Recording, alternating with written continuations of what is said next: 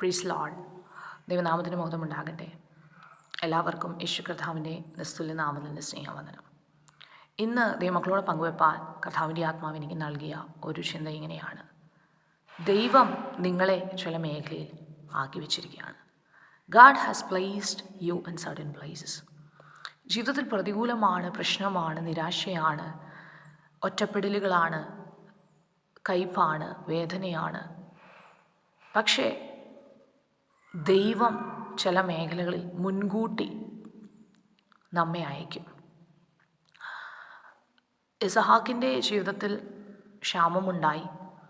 ദേശത്ത് ക്ഷാമമുണ്ടാകുമ്പോഴും കർത്താവ് തന്നോട് പറയുകയാണ്, നീ മിസ്രൈമിലേക്ക് പോകരുത്. മിസ്രൈമിൽ എല്ലാം ഉണ്ട്, മിസ്രൈമിൽ ക്ഷാമമില്ല, ഒന്നിനും കുറവില്ല. എന്നാൽ ഈ ഇസഹാക്കിൻ്റെ പിതാവായ അബ്രഹാം ഒരു കാലഘട്ടത്തിൽ മിസ്രൈമിൽ പോയി. അവിടെ വെച്ച് തനിക്കുണ്ടായ ഭവിഷ്യത്ത് നമുക്കറിയാം. ആ ദേശക്കാർ തന്നെ അബ്രഹാമിനെ അവിടെ നിന്ന് പറഞ്ഞയക്കുകയാണ്. അതും ക്ഷാമം ഉണ്ടായപ്പോൾ അബ്രഹാം പോയതാണ്. അതുകൊണ്ട് മകനായ ഇസഹാക്കിൻ്റെ കാലഘട്ടത്തിൽ ദൈവം പറയുകയാണ്, നീ ചുറ്റുമുള്ള പ്രതികൂലത്തെ ഒന്നും നോക്കണ്ട, ഞാൻ കൽപ്പിക്കുന്ന ദേശത്ത് തന്നെ നീ പാർക്കുക. ആ ക്ഷാമത്തിൻ്റെ മധ്യത്തിലും ഇസഹാക്ക് വിശ്വാസത്തോടെ വിതച്ചതായിട്ട് നമുക്ക് കാണുവാൻ കഴിയുന്നുണ്ട്. കർത്താവ് 100 മേനി ഫലം നൽകി.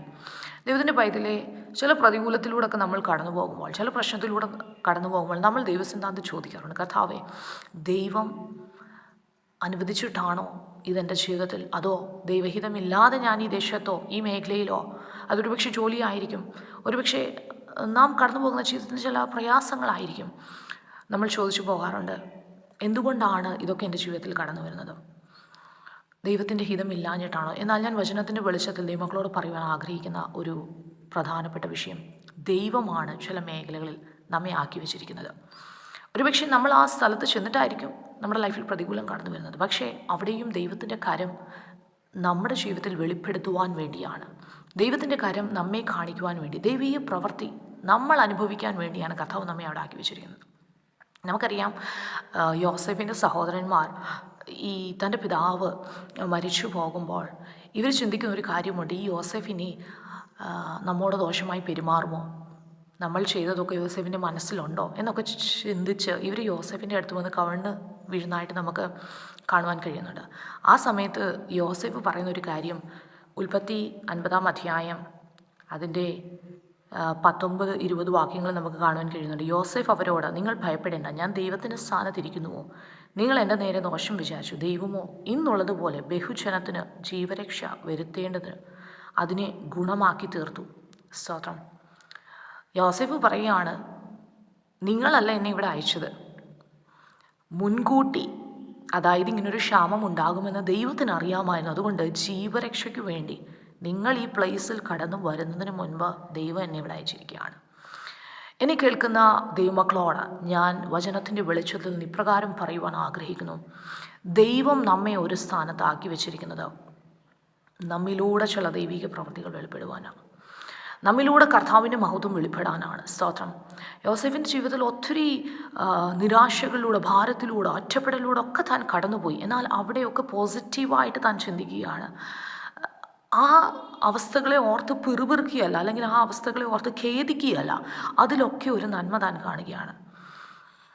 ഒരു ഭാഗത്ത് ക്ഷാമമാണ്, പക്ഷെ ദൈവിക കരുതൽ യോസേഫിൻ്റെ വാക്കുകളിലൂടെ നമുക്ക് കാണുവാൻ കഴിയുന്നുണ്ട്. നിങ്ങളൊരു പക്ഷെ ദോഷത്തിനായി നിരൂപിച്ചു, സ്തോത്രം, എന്നാൽ ദൈവം അത് നന്മയാക്കി മാറ്റി.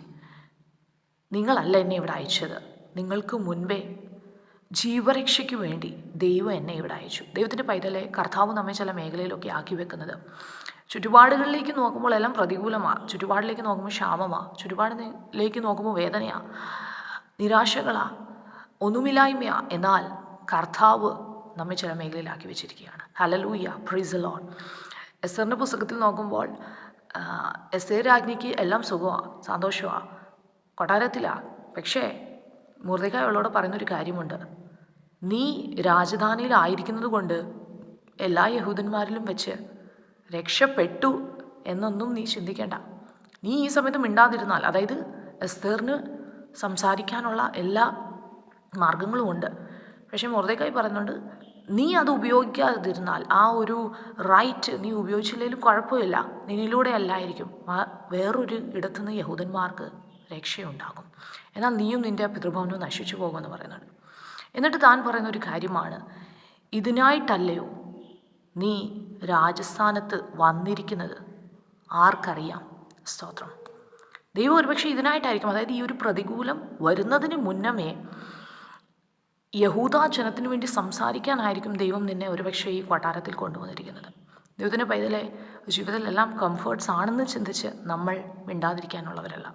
നമ്മൾ പ്രാർത്ഥിക്കാനുള്ളവരാണ്.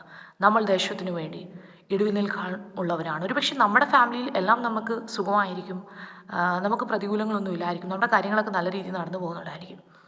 എന്ന് വെച്ചുകൊണ്ട് യഹൂദന്മാർക്ക് വേണ്ടി ഇടിവി നിൽക്കാതിരിക്കാനല്ല എസ്തേറിനെ ദൈവം അവിടെ ആക്കിയത്. അവളൊരു യഹൂദ കൂട്ടത്തിൽ ഉള്ള സ്ത്രീ ആയതുകൊണ്ട് അവളുടെ ജനത്തിനു വേണ്ടി സംസാരിക്കണം. സ്തോത്രം. Hallelujah, praise the Lord. ദൈവം ചില പ്രതികൂലത്തിന് മുമ്പ് തൻ്റെ ജനത്തെ ചില മേഖലയിൽ പ്ലേസ് ചെയ്യും. ഒരുപക്ഷെ നമ്മൾ നോക്കുമ്പോൾ നമുക്കെല്ലാം സുഖമാണ്, സൗകര്യങ്ങളാണ്, കുഴപ്പമൊന്നുമില്ല. പക്ഷേ ആ സമയത്ത് നമ്മൾ മിണ്ടാതിരിക്കാനുള്ളവരല്ല.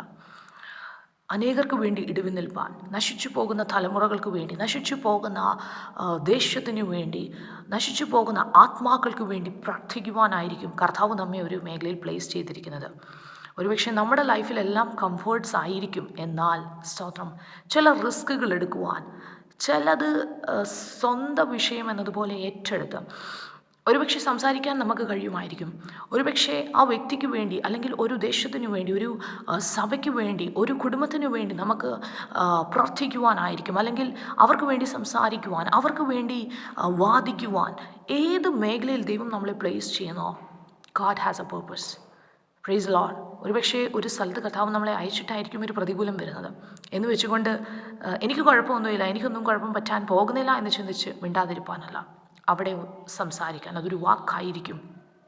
ദൈവം നമ്മെക്കുറിച്ച് ആഗ്രഹിക്കുന്നു. God has placed you for such a time as this. ഇതിനായിട്ടാണോ ദൈവം നിന്നെ ഈ കൊട്ടാരത്തിലാക്കി വെച്ചിരിക്കുന്നത്? ദൈവത്തിൻ്റെ പൈതലെ, മൗനമായിരിക്കാനല്ല, ചിലതൊക്കെ സംസാരിപ്പാൻ. ചിലർക്ക് വേണ്ടി ജീവരക്ഷയ്ക്കായിട്ട് യോസേഫിനെ ദൈവം മുന്നമേ അയച്ചതുപോലെ, എസ്തേറിനെ കർത്താവ് മുന്നമേ രാജകൊട്ടാരത്തിൽ അയച്ചതുപോലെ ദൈവം നമ്മെ ചില മേഖലയിലാക്കി വെച്ചിരിക്കുകയാണ്. ആ ദേശത്തിനു വേണ്ടി, ആ ദേശത്തിൽ വരുവാനുള്ള അനർത്ഥത്തിനു വേണ്ടി ഇടിവ് നിൽപ്പാൻ, സംസാരിക്കുവാൻ. ഹല്ലേലൂയ. ചില റിസ്കുകൾ എടുക്കുവാൻ കർത്താവ് നമ്മെ ഓരോരുത്തരെയും സഹായിക്കുമാറാകട്ടെ.